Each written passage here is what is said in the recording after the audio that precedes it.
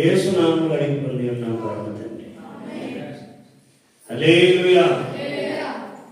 అమ్మ కొద్ది నిమిషాలు ఆయన కొంచెం కంట్రోల్గా ఉంచుతూ అది గోల్డెన్ మాటలు వచ్చి దారాడు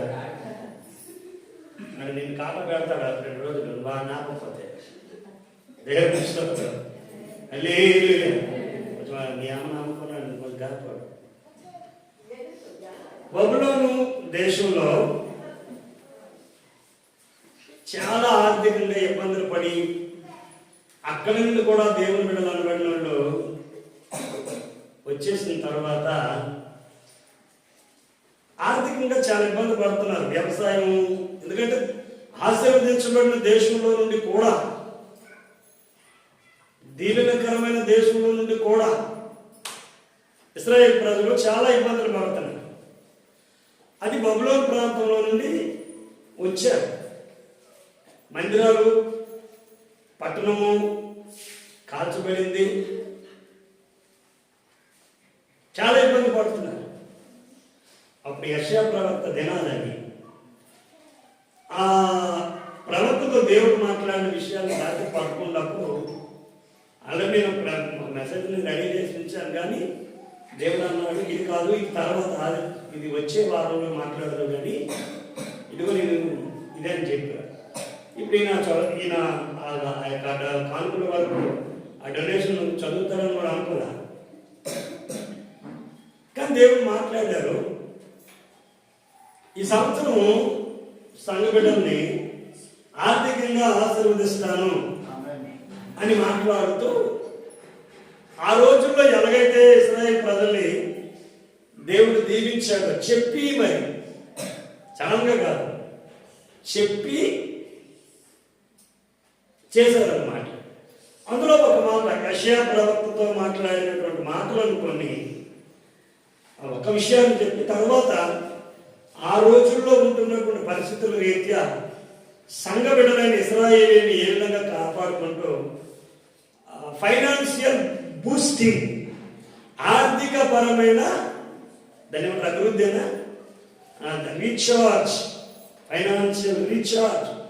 నువ్వు అన్నటి వరకు అప్పుల్లోనే ఉన్నావు, మేబీ ఇప్పుడు కూడా అప్పుల్లో ఉన్నావు కదా. ఎందుకంటే నువ్వేమైనా మారావా ఈ 4 రోజుల్లో? ఏమైనా నిర్ణయాలు తీసుకున్నావా? ఏమైనా తీర్మానం తీసుకున్నావా? నేను ఇలా బతకాలనుకుంటున్నాను ప్రభాని. హలో, మీకే నిలబెట్టే తలపెట్టే నిలబెట్టే. దేవుడు మాట్లాడినటువంటి మాటలు ఇశ్రాయేలుని సరిచేస్తూ చెప్పినటువంటి విషయం చూడండి. యెషయా గ్రంథం 45వ అధ్యాయం 3వ వచనాన్ని, పేరు పెట్టి నిన్ను పిలిచిన, ఇందులో తీయండి, ఈ యొక్క నెలలో, సంవత్సరంలో మొదటి ఆదివారం 11 తర్వాత నాతో దేవుడు చెప్పినటువంటి మాటలేదు. నేను సిద్ధపరిచిన దాని గురించి ప్రార్థన చేసుకుంటుంటే నువ్వు ఇప్పుడు ఏం చెప్పలే, మొదటి వారం కదా అని చెప్పి, పేరు పెట్టి నేను పిలిచిన ఇశ్రాయేలు దేవుడని యెహోవాను నేనే అని నీవు తెలుసుకున్నట్టు. ఇప్పుడు తెలుసు కదా. అందరూ తీసారా 45వ అధ్యాయము 3వ వచనం. డబ్బులు లేకుండా తెల్లారేసరికి బయట అడుగు పెట్టలేము. ఏ చిన్న పని అయినా సరే డబ్బులతో పని. దేవుడి పనికి కూడా చాలా డబ్బులు అవసరం. అలాగని డబ్బు పట్టుకొని దేవుడి పని చేయలేము. చాలా మంది సేవకులకు కూడా నేను అదే చెప్తుంటాను, దేవుడి పని చేయడానికి డబ్బులు అవసరం, కానీ డబ్బు పట్టుకొని దేవుడి పని చేయలేము. ఒక ఆయన 40,000 50,000 పట్టుకొని 25 సంవత్సరాల క్రితం ఇదే ఉత్తరాలు స్థలం మొత్తం 45,000 50,000 దగ్గర పట్టుకొని తిరిగాడట.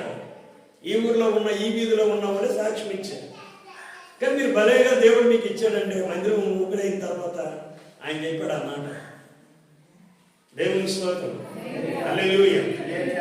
ఎందుకంటే అంటే డబ్బులు పట్టున్నాయి అది సంస్థ. అప్పుడు ఆ సంస్థ వాళ్ళు ఎవరో మనకు తెలియదు.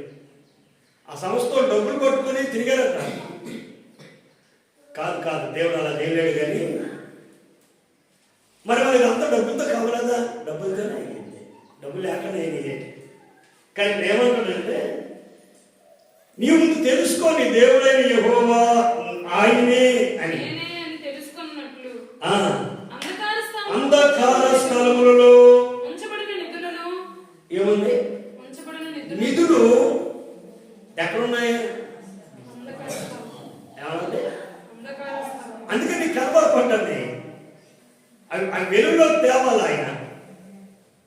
నీ రుణాలన్నీ తీర్పాటు చేసినట్టు హల్లెలూయా. అనేకులకు అప్పిచ్చినవు కానీ ఇప్పుడు ఏం చేస్తున్నావు అంటే అప్పు చేసి బిర్యానీ తినేస్తున్నావు. ఇంతకుముందు అప్పు చేసి పప్పుకూడు, ఇంతకుముందు అప్పు చేసి పప్పుకూడు, ఇప్పుడు అప్పు చేసి పప్పుకూడు కాదు నాయన, అప్పు చేసి దమ్ బిర్యానీ తినేస్తున్నాడు. ఈ అప్పులు పెరిగిపోవడానికి కారణం అదే. ఫ్యామిలీ ప్యాక్ ఎంత 800 నిజం రాదు. గొప్పలు నవ్వుతున్నాడు. ఎవరో చేసేపెట్టి ఒకసారి బిర్యానీ మీ నాన్న చెప్పను, నిజం చెప్పు. సర్వ చూసుకుందని 100 తీసేస్తున్నా తెలిసింది. నిజం కాదా? హల్లెలూయా. అంధకార స్థలములలో ఉంచబడిన, గుర్తుపెట్టండి, ఆ మాట నోట్ చేసుకోండి.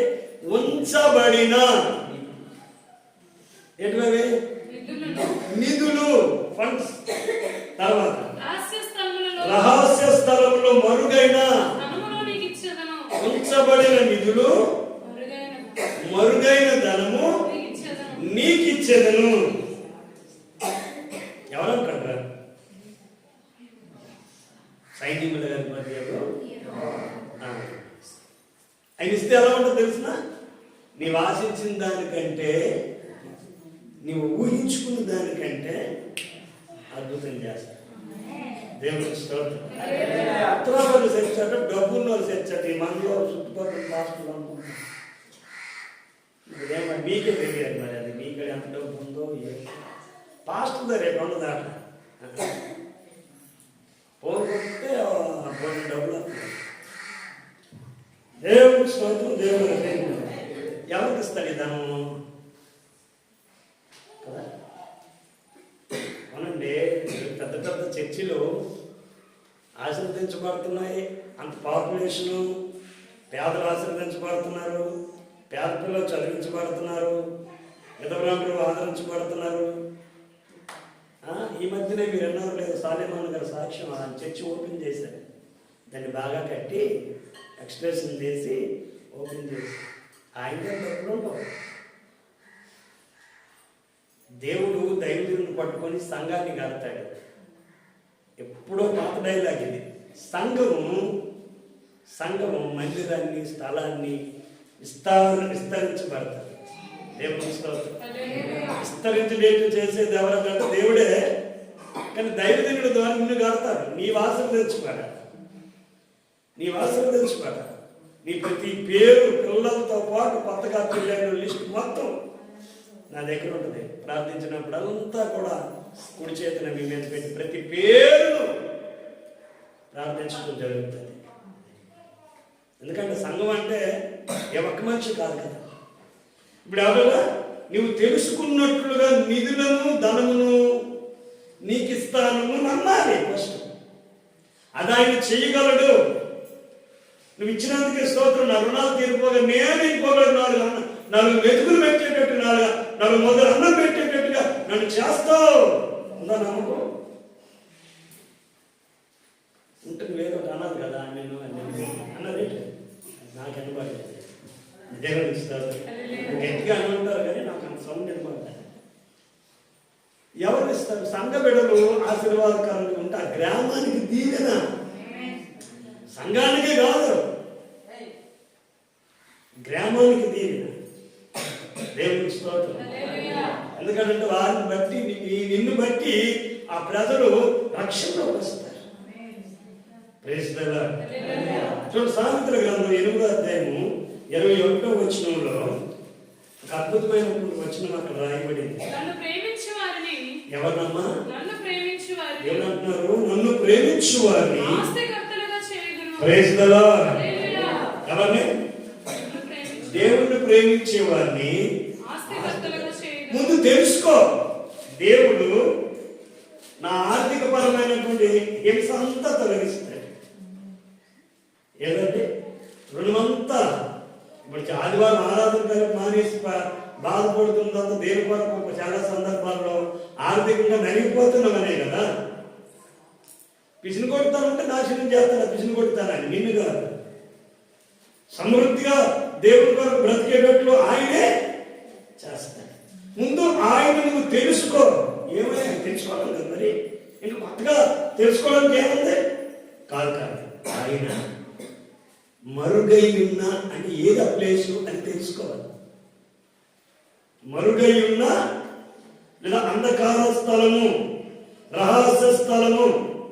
ఒక రోజున ప్రభు దగ్గర ఉన్న భక్తుని గారిని దైవజనుల దగ్గరికి ఒక భక్తుడు, ఒక దైవజనుడే, అయ్యా మేము చాలా ప్రయాసపడుతున్నాం కానీ మాకెవరు డబ్బులు ఇవ్వకుంటున్నారు. అప్పుడు చాలా కరువు రోజులు కదా, మీకు ఎలాగండి బళ్ళు మీద ధాన్యం, బియ్యము, కాయగూరలు. అప్పుడు ఆ మద్రాసులో ఆయన సంఘం ఉంది, హైదరాబాద్లో సంఘం ఉంది. మద్రాసులో హైదరాబాద్లో ఆయన వస్తూ వెళ్తూ ఉండేవాడు. మద్రాసులో ప్రార్థనా స్థలం, హైదరాబాద్లో ప్రార్థనా స్థలం ఉంది. అక్కడ హెబ్రోను, ఇక్కడేమో సియోను ఆ పేర్ల మీద చర్చలు నడుపుతుంది.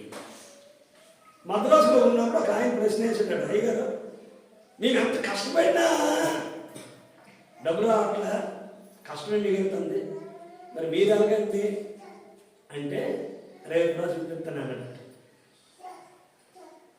మనసు అయ్యగారు నేను చెప్పారు కదా, రాని తీసుకెళ్ళి ఒక దగ్గరికి తీసుకెళ్ళి 2 గోతులు చూపించి, ఒక మూర వెడల్పు అక్కడ పోయా ఇక్కడ పోయా 2 గోతులు చూపించి, నేను నా ప్రశ్న అడిగావు కదా, ఈ గోతుల్లో నుండి దేవుడు నాకు డబ్బులు వేస్తున్నాడా? డబ్బు అంతా ఈ గోతుల నుండి వస్తుంది. బియ్యము, కాయగూరలు, వాటికి సంబంధించినటువంటి పరిచయం చేసేవాళ్ళు అంతా కూడా ఈ గోతులు. గోతుల్లో నుండి రావడం ఏంటండి? దేవుని స్తోత్రం. ఎక్కడండి? గోతుల్లో నుండి రావడం ఏంటండి? అప్పుడు అయినారట, నువ్వు కూడా అలాగా గోతులు పెట్టుకోవాలి కాదు, నేను ప్రార్థిస్తుండగా ఈ స్థలాలు గోతులు పడ్డాయి. ముడుకులు కదా వెళ్ళిపోవాలి, అది నీకు ముడుకులు వెళ్ళిపోతే కాళ్ళు నొప్పులు వస్తాయి, ముడుకులు వెళ్ళిపోతే కాళ్ళు నొప్పులు వస్తాయి. ఎవరికి అది ప్రార్థన మీద దృష్టి లేని ఒంటి మీద దృష్టి పెట్టుకున్నాడు కదా. గోతులు ప్రార్థన చేసుకునేవాడు అక్కడ. అదే మనిషిని హైదరాబాద్ తీసుకొచ్చి అక్కడ కూడా 2 గోతులు చూపించాడు. ఇక్కడ ఈ అని చూపించాడు. ఏంటంట? అది అంధకార స్థలము, రహస్య స్థలము. అందులో నుండి వస్తాయనేటువంటి లోతైన విశ్వాసమే నువ్వు పొందుకోవడానికి బలమైన కారణం. దేవుని స్తోత్రం. నీకు ఎంత లోతుగా విశ్వాసం ఉంటుందో అంత లోతుగా ప్రార్థన చేస్తావు. అంతే సూచన. అంత లోతుగా నువ్వు నమ్మకంగా ప్రార్థన చేస్తున్నప్పుడు నువ్వు తినడమే కాదు, నీ ఇంట్లో తినడమే కాదు, నీ సంగతులు కూడా తింటావు. నువ్వు పుడుతుంది బంధువులు అన్ని అనుకోండి, ఉళ్ళిపోతుంటారా? ఆకే ఆకే ఇది ఇవ్వలేరు. వాళ్ళు ఇచ్చారు అనుకోండి, పెద్ద దండకం రాయాలా, రాసిన దండకాన్ని గవర్నమెంట్ శిలాఫలకం కింద పెట్టాలి. ఏ గుడి కట్టినాను అర్థమైందా? నీకు అది అవసరం ఉంటుంది. ఆయన ప్రేమించి వారికి ఆయన ఏం చేస్తాడు? ఏం చేస్తావు? రాష్ట్ర అర్థం చేస్తే నువ్వు ఇప్పుడు 3 విషయాలు. ఒకటి అంధకార స్థలంలో చెప్పండి ఉంచబడిన నిధులు. 2 రహస్య స్థలంలో మరుగైన ధనము. ఎవరికి ఇస్తారు? తను ప్రేమించే వారికి. తాను ఎక్కడి నుండి ఇస్తాడో ఆ రహస్య స్థలాన్ని కానీ నీకు తెలుసుకుంటే, ఆ రహస్య స్థలాన్ని తెలుసుకుంటే చాలు. Praise the lord. ఎంతమందికి అర్థమవుతుంది? ఆయన నీకు ఆస్తికర్తలుగా చేస్తాడు. ఎక్కడి వస్తుందో ఎలా వస్తుందో నీ నోరు మూసుకొని కనవసరం. అదంతా నీకు అనవసరం. ఆయన అసలు పేరే చెప్పాడు. అంధకార స్థలం అంటే ఇప్పుడు వెళ్ళాడు అందులోకి. Praise the lord. రహస్య స్థలం అంటే సీక్రెట్.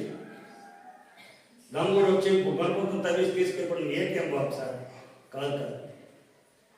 ఏటీఎం బాక్స్ తోకరు వెళ్ళిపోతాను కదా, అది కాదు ఇది. అంధకార స్థలంలో ఉంచబడిన రహస్య స్థలంలో మరుగైన నిధులు తన్ను ప్రేమించు వారికి ఆస్తికర్తలకు ఇస్తాడు. వారి నిధులను కిందలో ఏముందండి, వారి నిధులను నింపాడు, ఇచ్చాడు అని అనుకో. ఇప్పుడు నువ్వేం చేస్తానల్లా ఇచ్చాడు, లెక్కెట్ పోయేసేది ఒక 500 సంవత్సరం అయ్యాక మామూలు అనుకున్నాడు సరదా.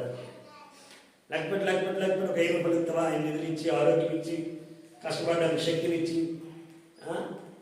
రాత్రి 12-11 వరకు పని చేసుకోవడానికి కృపలు ఇచ్చి, మరి అప్పుడు నాకేమో ఇచ్చామంటే ఏట్లేదు, నువ్వు ఇచ్చింది ఏట్లేదు. కృతజ్ఞతగా కూడా నువ్వు పానికేసింది ఏమన్నా దశంభాగమా తీసే రకమే కాదు. ఏం చెప్తున్నాడు చూడండి, మలాకి గ్రంథం 3:10 ఏం చెయ్యాలో చెప్పాడు. మలాకి గ్రంథం 3:10 నా మందిరంలో ఆహారం ఉండినట్లు 10వ భాగమంతయు మీరు నా మందిరపు నిధులలోనికి తెండి. ముందు ఇది చెయ్యాలి కదమ్మా, తర్వాత శోధిద్దాం.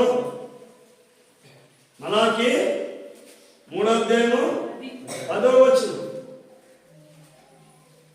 ఎక్కడ తేవాలంటే మందిరానికి ఒక నిధి ఉంటుంది. అది 100లోనో 1000లోనో అది ఎంతలోనో ఉంటుందో అది నీకు అనవసరం. కానీ ఏం చేయాలంటే నువ్వు చెయ్యమంటున్నాడు. ఇక్కడ నిన్న ఆయన ఆస్తికర్తగా చేశాడు. అడుగుడి మీకు చెప్పండి అడుగుడి మీకు, ఇయుడి మీకు, ఈ 2 కనెక్షన్. ఇప్పుడు ఇంటి వెళ్ళిపోయి ఖర్చుకి ఇచ్చాడండి. ఎవరి అన్నంత బావా ఏదో ఇచ్చారు అనుకోండి, అందులో నువ్వు ఏం చేయాలి మరి? కాంటి 10 రూపాయలు 10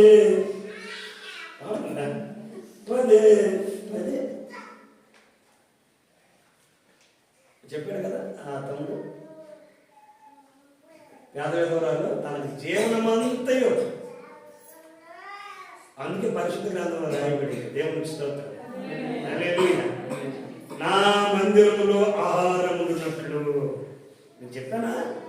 ఒక అందుకే 3 లక్షల రూపాయలు ఎంత అవుతుందంటే అది తీసుకొచ్చి అక్కడ పెట్టింది దేవుడు. పెట్టే ఇలా అనుకున్నది అలా దేవుడు చేసి అలా జరిగింది. ఆటోమేటిక్ జరిగింది. శైలం రాజన్నా పరిచయం చేయలేక కుటుంబ భాగం కష్టమైన సేవ ఎవరికైనా అభిషేకిసేసి పిల్లలు తీసుకొని వెళ్ళిపోదాం అనుకున్న టైంలో ఒక ఆవిడ మన సౌత్ ఇండియా బ్యాగ్ ఉండే బట్టల బ్యాగ్లో ఆ బ్యాగ్ నిండా డబ్బులు తెచ్చిందట. బ్యాగ్ నిండా సౌత్ ఇండియా బ్యాగ్లో అప్పటికి సిమెంట్ కొని బ్యాగ్లో. అయ్యో ప్రార్థన చేయండి అన్నమాట. ప్రార్థన చేసి అయ్యో ఏం డబ్బు ఏ సంచినిండా పొలం అమ్మిన పొలం అంతా డబ్బులు మీకు ఇవ్వాలనుకోను చర్చికి తీసుకుని వచ్చాం. ఇప్పుడు అంత పెద్ద స్థలం కొని అంత పెద్ద మందిరం కట్టడానికి కారణం అదే చెప్పాడు ఆ సాక్ష్యంలో. అని నా మాట అబద్ధం అయితే యూట్యూబ్ కూడా కొట్టి వస్తుంది. సరే దేవునికి స్తోత్రం. పొగల మొక్కలు అమ్ముకున్నాడు. దశంభాగం ఉంచుకొని డబ్బులాలు ఇచ్చేస్తున్నాడు. చూడండి ఏపించుకొని కోపాడు వాడు పేదోడు, కోల్పోయినాడు కాదు పేదోడు. మళ్ళీ ముసలమ్మ ఆయన అంతా పొగలో పువ్వుల వ్యాపారం చేస్తాడట. పువ్వులు పళ్ళు అమ్ముకుంటూ ఉంటాడు. దశంభాగం ఉంచుకొని వచ్చింది చెప్తే మరి వ్యాపారం చేస్తాను గొప్ప కదా. మనమైతే మొత్తం సిరిగిపోదు మనకి. అది ఎక్కడో కాదు. రేపు ఒక దేవుడి చేతనే గొడవలు పండుగ కింద అక్కడ సిరి వెళ్తే ఒకటి కాదు కొత్త గేటర్గా సెట్ చూద్దాం. అక్కడ ఖచ్చితంగా ముసుగుడు ఉంటాడు. అడుగుదాం మనకైనా మొక్కడో సక్కడ మార్పులు ఉంటుంది. అదే స్థలం ఖాళీగా కొనాలండి, కొనండి. వెనక స్థలం ఖాళీగా కొనండి, మనకు ఉపయోగపడతాయి. మధ్య దారికి పోయేదా పక్కన పడేదా. ఇప్పుడు నీకు తెలియదు అలా ఆర్మీ మన అంతకు వచ్చేసరికి ఇది ఒక సామ్రాజ్యం అయిపోవాలి. దేవునికి స్తోత్రం. హల్లెలూయా. ఆశయమో లేదు పెద్దలా, లేకపోతే సిరియమో లేదు పెద్దలా, ఎక్కడ చిన్నలే.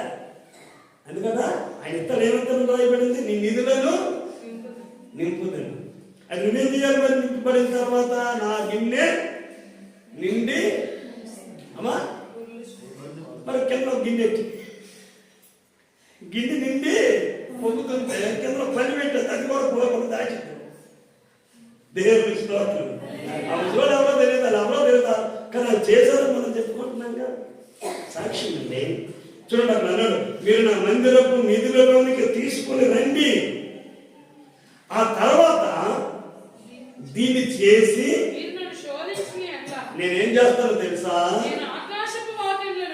చదువుతున్నారా, వింటున్నారా? అరే బాబా వింటున్నారా? ఖర్చుకి ఇచ్చిన దాంట్లో దశించాలి. ఒక మతం మాది పుష్టి ఆవిడ్ని అడుక్కుంటున్న ఆవిడ్ని ప్రశ్నార్థం, అమ్మ ఈ డబ్బులో తీసుకెళ్ళి ఏం చేస్తావు అని అడిగితే ఆవిడ అన్నది, అయ్యా ఎంత వచ్చిందో లెక్క పెడతా, మొదటి తర్వాత దేవుడికి ఫస్ట్ దశింభాగం తీసేస్తానంటే ఇందులో పాస్ట్ తినేస్తాడా అన్నాడు. మొత్తం మాది కదా, అలాగే మాట్లాడు. పాస్ట్ తినేదండి, నేను ఆరోగ్యంగా ఇలా ఉన్నానంటే దేవుని కృప, మా పాస్టయ్య గారి ప్రార్థన, అందుకు నేను దశింభాగం తీసాను. ఇతరులు ఎంత వచ్చినా నేను ఇందులో నేను చచ్చిపోగానే ఉన్నానంటే నేను దేవుడికి తీర్థం, నాకు ఆరోగ్యం అవుతుంది. టిక్కమని మాత్రం అయిందట అమ్మ చెప్తుంది, టిక్కమని మాత్రం అయింది. మరి అడుక్కుంటున్నా కదండి, ఇది మా వృత్తి.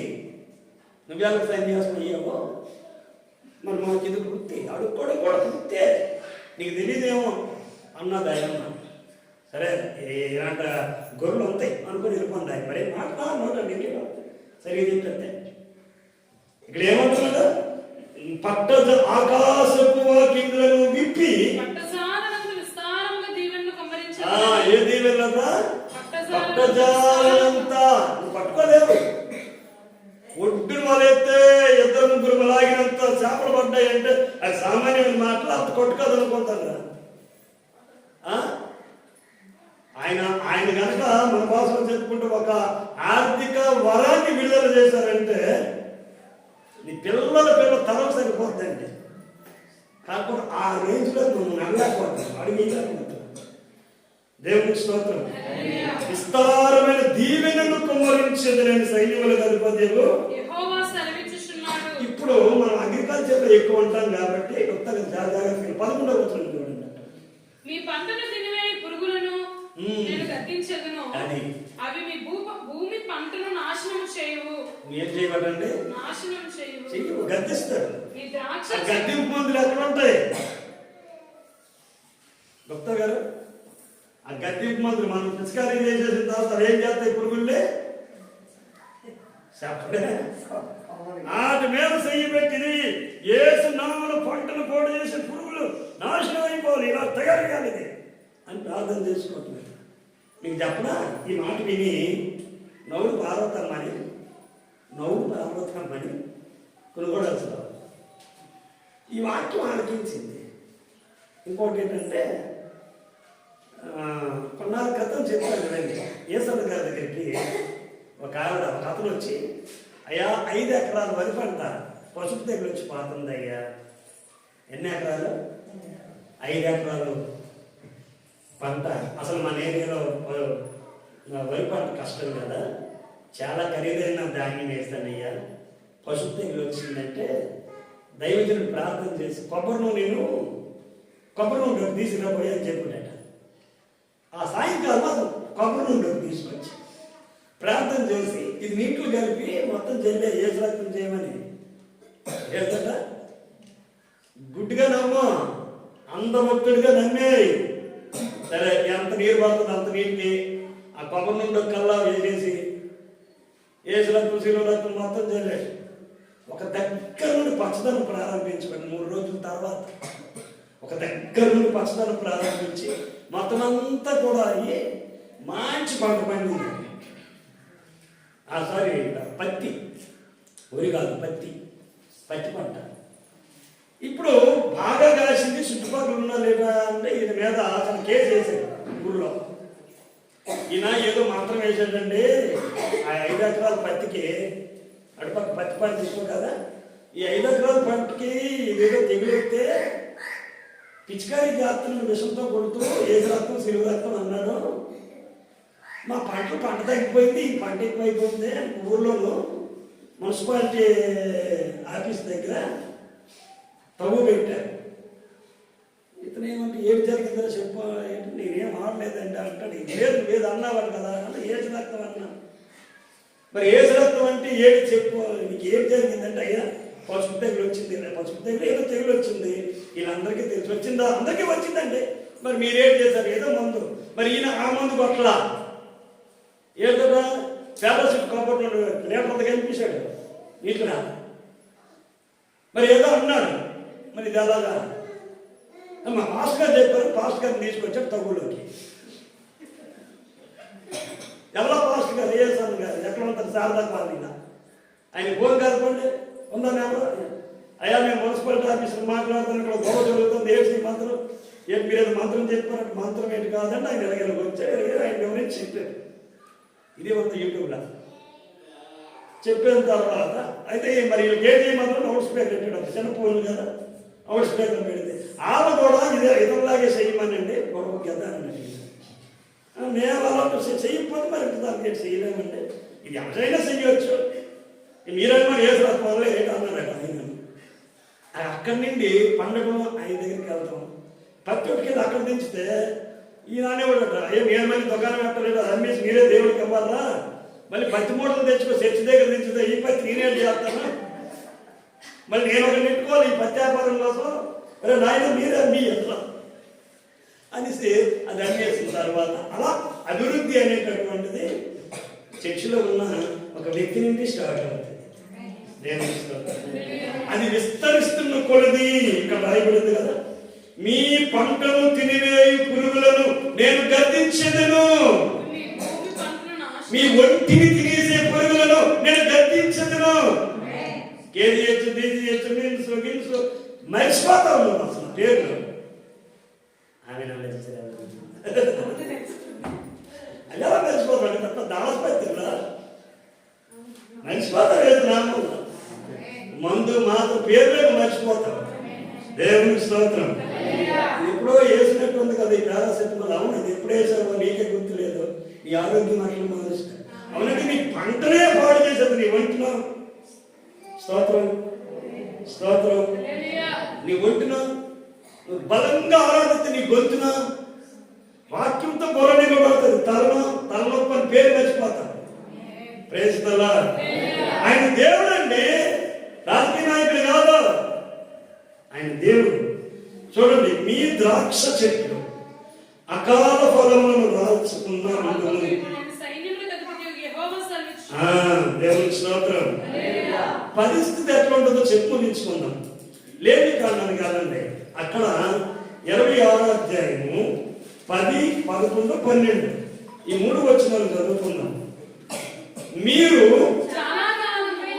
చాలా కాలం నిలవైన పాతగిన ధాన్యం తినుదురు, కొత్తది వచ్చినా పాతది మిగిలి ఉంటుంది, నా మందిరమును మీ మధ్య ఉంచెదను. 2026 దేవుని మందిరం మీలో ఉంచుతాడు. దేవునికి స్తోత్రం. మీ యందు నా మనసు అసహ్యపడదు, నేను మీ మధ్య నడుస్తాను, మీకు దేవుడినై ఉంటాను, మీరు నాకు ప్రజలై ఉండరు. మరి ఇచ్చేది ఏదో ఎలాగ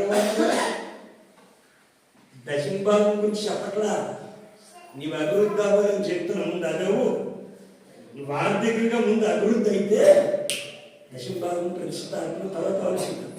ముందు ఆర్థికంగా నువ్వు ఇబ్బంది పడిపోతున్నావు. అర్థమైందా నేను చెప్పేది? ముందు నువ్వు బలపడిన తర్వాత అప్పుడు లెక్కలు కడతాప్పుడు దేవుడు గుర్తు రావాలి అందులోకి. నువ్వు నడవలేకపోయినా తిరగలేకపోయినా ఈ మంచుకు నొక్కుడుకుపోతున్నా దేవుడు నడిపిస్తూ నీ కష్టార్జితాన్ని నీ చేతికి ఎత్తానంటే నువ్వు మళ్ళీ వడ్డీ కట్టి దానికి ఇంకా మళ్ళీ ఏం వడ్డీ అమ్మా, సెకం వడ్డీ, లారీ వడ్డీ, కారు వడ్డీ, ఆ వడ్డీ వెళ్ళిపోవడం. ఒక వడ్డీ కట్టాలి, మళ్ళీ ఒకసారి వడ్డీ తీర్చలేదు, ఒప్పు చెప్పారు, అప్పుడు తీరుస్తావు. దేవుడికి అది నచ్చట్లే. ఆయన సంఘము, ఆయన శరీరం, వాక్యము వీకాకూడదు. అనేకులకు అప్పు. ఇక్కడ సమస్య ఎక్కడ ఉంది చెప్పనా? చాలండి, ఆ చదువు ముగించుకున్నాం. కొరింథీయులకు రాసిన మొదటి 2వ పత్రిక 9వ అధ్యాయం 7వ వచనం. ఇక్కడే ఉంది సమస్య. ఈ లేఖనే చెప్పాడు ఆ కొరింథీ పత్రిక కదా. అదే మరి ఉండకూడదు. ఎన్నిటికీ బాగా ఖర్చేడతాం, అన్నిటికీ. సనుకు కొనకియు బలవంతంగా కాకియు ప్రతివాడును నిశ్చయించుకున్న ప్రకారము ఇయ్యవలను. దేవుడు ఉత్సాహంగా ఇచ్చేవాడిని ఉత్సాహంగా ఇవ్వకపోతే ప్రేమించడా? ప్రేమిస్తాడు. పశువులకు ప్రేమించట్లేదు ఏదైనా, నాకలో కుక్కలకు ప్రేమించట్లేదు ఏదైనా. దేవుని స్తోత్రం. చూడండి 8వ వచనం, అన్నిటి యందు ఏ సమృద్ధి అమ్మా? Praise the lord. జగతప్పుడు దేవుని మహిమపరుద్దాం. Praise the lord. Hallelujah, hallelujah. ఏ సమృద్ధి?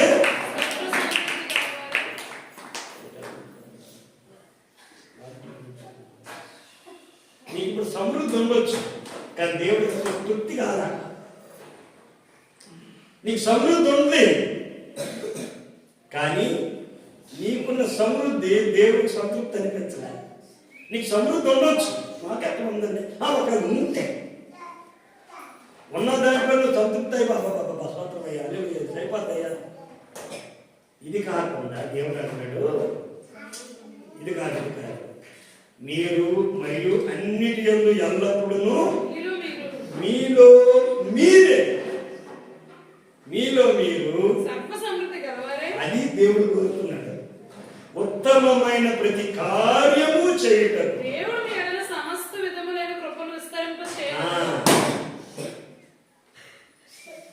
వంగరాలు చూస్తాడా? నిన్ను వంగాలు నా ప్రశ్న ప్రేస్తాడా? దేవుడు మీ ఎడల సమస్త విధములైన కృపను, ఎన్ని రకాలు ఉన్నాయో, ఎన్ని విధాలు ఉన్నాయో, ఏంటి ఆ మాట మీరు గుర్తుపడుతున్నారండి? అంత చక్కలున్నాయి. మొదట మీలో మీరు ఇంగ్లీష్ అన్నాడుగా, సర్వసమృద్ధిని ఇంగ్లీష్లో ఏమంటారు బాబా? సర్వసమృద్ధి. సమృద్ధి అంటే ఊపిరి జరగదు, గుండె అయితే చచ్చిపోతాం. ఇంకా దాన్ని సర్వసమృద్ధి అన్నాడు. ఉత్తమాటనుకుంటున్నారా? ఉత్తమమైన మాట, ఉత్తమమైన ప్రతి కార్యము చేయడానికి ఎన్ని రకాలుగా ఆయన నీ కొరకు కృపను విడుదల చేయాలో అన్ని రకాల కృపలను విడుదల చేస్తాడు. నువ్వు ఉన్నది 30 మంది 40 మంది, గ్రామంలో 1000 మంది ఉన్నారు, అందరికీ నీ మీదే ఉపయోగిస్తాడు. మీరు మనం చెప్పారు 5000 మందికి ఆహారం పెట్టడానికి 500 మందిని పట్టుకోవాలా? ఎంతమందిని పెట్టి పంపించాడు? 5000 మందికి ఆహారం పెట్టడానికి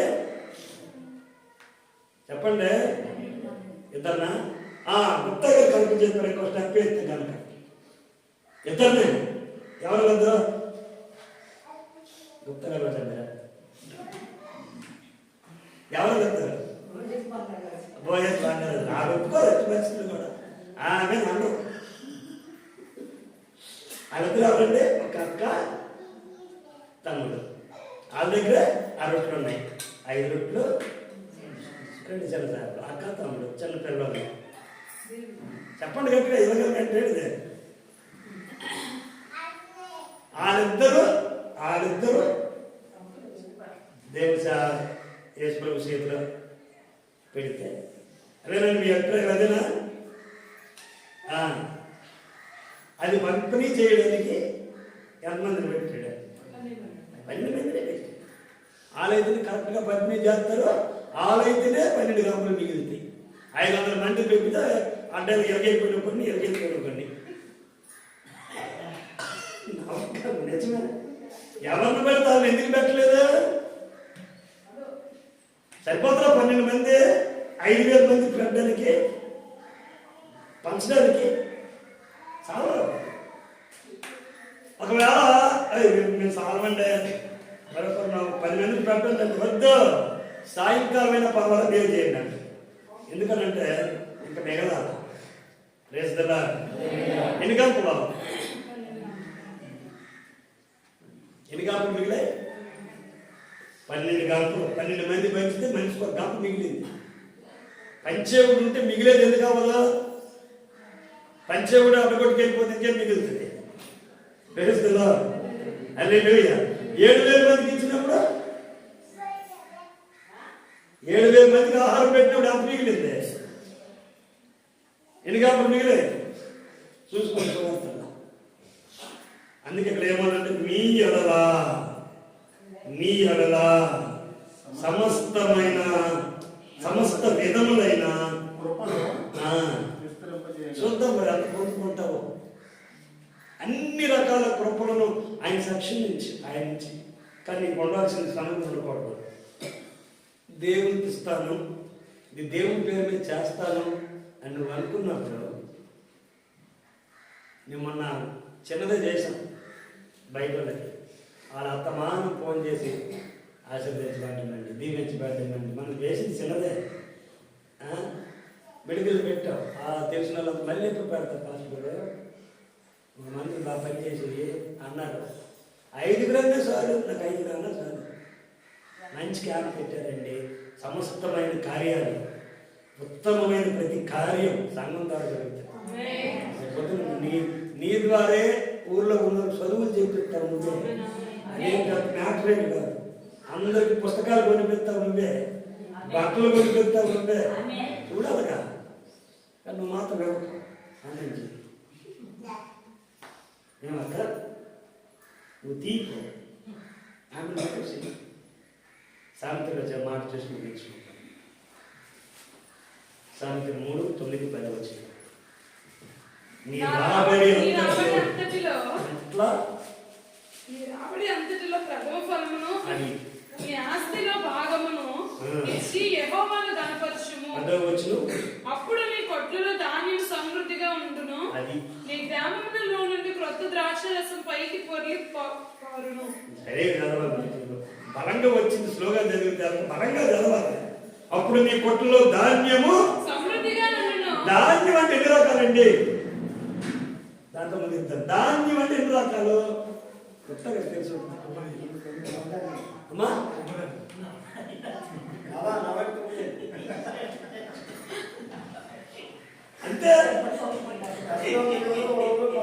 అంతేనండి. ధాన్యం అంటే ఎన్ని రకాలు వస్తాయి?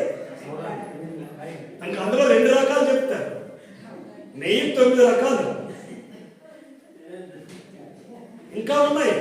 ఇవి నార్మల్ గా ఉన్నవి.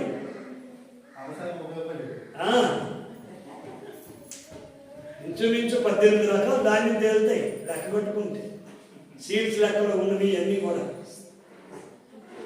అది ఇక్కడ చెప్పబడిన మాట. ఒక ధాన్యం గోధువులే, లేకపోతే ఇది మన ఒరే కాదు. ధాన్యం అంటే మన భాషలో 9 రకాల ధాన్యం నీ కొట్టుల్లో స్టాక్ ఉంటుంది. అంటే లెక్కేసుకుంటా నీకు ధాన్యం అంతే. సమృద్ధి అండి, ఆశీర్వాదం అంటే అలా వస్తుంది. టౌన్కి వర్క్ అవ్వదు, ఈ లెక్క వేరు. ఎందుకంటే వారు ఒక రాజ్యాన్ని దారిని కట్టుకోవడానికి సంవత్సరాలు టైం పట్టింది ఇజ్రాయేలుకి. అది సంవత్సరాలు ఒక ఫలభరితమైనటువంటి పట్టణం, గ్రామంగానే కనిపించింది. ఇప్పటికీ ఇజ్రాయెల్ దేశం పెద్ద దేశం కాదు. అమెరికా కాదు, హైదరాబాద్ కూడా ఒక పెద్ద విలేజ్, మేజర్ విలేజ్ లాగే కనబడుతుంది. కానీ ప్రపంచానికి ఆశీర్వాదాలు అక్కడి నుండి వెళ్తున్నాయి. ఇవి వారు పొందుకున్నారు. వీటిని వారు పొందుకున్నారంటే అమెరికా డాలర్ కంటే వాల్యూబుల్ డాలర్. వాళ్ళు ఉపయోగించే డబ్బు, ఇజ్రాయెల్ బిడ్డలు ఉపయోగించే డబ్బు అమెరికా డాలర్ కంటే బలమైంది. మనదైతే ఎందుకు పనికిరాదు మన రూపాయి వాళ్ళ దగ్గర. కారణం ఏంటంటే మన దేవుడు కాన్కి వేయాలని 3 సార్లు తిరుగుతాం. ఇలా తిరిగి అన్నిటి కాన్కి వేయాలని గుడి చుట్టుతారు కదా. ఆ తిరిగి నువ్వు ఎక్కడెక్కడ తిరిగి ఇది తిరిగే అది తిరిగే అనేట అన్ని పట్టుకుని గుడి చుట్టూ తిరిగి నా వల్ల కాదు గాండ కొట్టేసి కొబ్బరికాయ కూడా అక్కడే మాత్రం ఎందుకు గవర్నమెంట్ చెప్పేసేసి ఇది అలాగే పెట్టండి. నీ రాబడి అన్నాడు. అప్పుడు నీ కొట్టులో ధాన్యము స్వాతంత్రించుకోండి. ఈ మాటలు చక్కగా రాసుకొని ఈ యొక్క సంవత్సరం మొదటి నెల మొదటి ఆరాధనలో నాకు ఫైనాన్షియల్ బ్లెస్సింగ్ ఇచ్చావు ప్రభా, నాకు ఆర్థిక ఆశీర్వాదాలు ఇచ్చావు. ఈ సంవత్సరం అంతా నేను ఆశీర్వదించుకోవాలి. ఆరోగ్యం బాగుండి, నీ పంట బాగుండి, నీ చేతి పని బాగుండి, కష్టపడ్డానికి అంతా దాచిపెట్టి వచ్చింది, వచ్చిన దానికంటే కొంచెం ఎక్కువైపోతుంది. ఇది కొండదా ఊరుకో పాదుగా వెళ్తాం, నీ పొలంతో నీ చేయి పోషించుకోవటం, అదే అది అనుకో నీ చేయి పోషించుకోవటం, ఇలాంటి ఎన్నో చెప్తుంటాం. ఇది జరగదే కా గట్టిగానా? మరి అదే ఉన్నది కా, ఎందుకంటే వాక్యం అది చెప్తుంది, నేను రాసింది కాదు. ఇంతవరకు చదివింది ఏది నేను రాయినా, అది నీ దగ్గర ఉన్నటువంటి అస్తమానం దాని మీద చేయి పెట్టుకొని అదే ప్రార్థన చేయి. ప్రభుత్వం ఇస్తున్నాను, మందిరంలో నిధులు నింపబడినట్లుగా మా కుటుంబాలు ఆశీర్వదించబడినట్లు నీవు దీవించబడితే అన్ని నీకు ఏమి చెప్పట్లు అనే వస్తారు చర్చి. దేవుని స్తోత్రం. రుణపాటుని కళ్ళు మూసుకుందాం, అడుగుదాం. ప్రభువా స్తోత్రాలయ్యా. వాక్యం అంటున్నాడు, ఆరాధ్య మత్తయి సువార్తలో 33వ వచనంలో చెప్తున్నాడు, కాబట్టి మీరు ఆయన రాజ్యమును ఆయన నీతిని మొదలు వెతుకుడి, అప్పుడు అవన్నీ మీకు అనుగ్రహించబడతాయి. మొదలు మనం దేవుని రాజ్యం వైపు అడుగులు వేద్దాం. నీతి, సమాధానం, పరిశుద్ధాత్మ యందు ఆనందము, దాని వైపు మనం అడుగు వేద్దాం. అప్పుడు ఏవైతే దేవుడు మనకి ఇవ్వాలనుకుంటున్నాడు వాటన్నిటినీ కూడా, ఎందుకంటే మన అడుగు బయటకు వేయడానికి ఎక్కడికి వెళ్ళాలన్నా ఆర్థికంగా ఉన్న వాటితోనే మనకు అవసరం. అడుగుదాం ప్రభు, నాకు మాట ప్రభు, ఆర్థికంగా నలిగిపోతున్నానయ్యా, ఒక భారం వచ్చినట్టయితే తక్కువ గుండెలో వస్తే కన్నీరు కార్చు, పర్వాలేదు, మొదటి వారం కదా, నీ కన్నీరు నేను చూస్తాడు. సమయం తీసుకో ప్రభు, ఆర్థిక నిలువబడుతుందయ్యా. అనారోగ్యం ఒక ఏర్పాటు చేసుకుంటే డబ్బులు సరిపోవట్లేదు, వాటికి కట్టేస్తున్నాం, మందులకు కట్టేస్తున్నాం. ప్రభా ప్రార్థన చేయండి, భక్తులు ప్రార్థన చేయండి, కళ్ళు మూసుకోండి. ఆర్థికంగా పిల్లల ఫీజుల విషయంలో నాయన, వ్యాపారాల విషయంలో, పెట్టుబడుల విషయంలో తండ్రి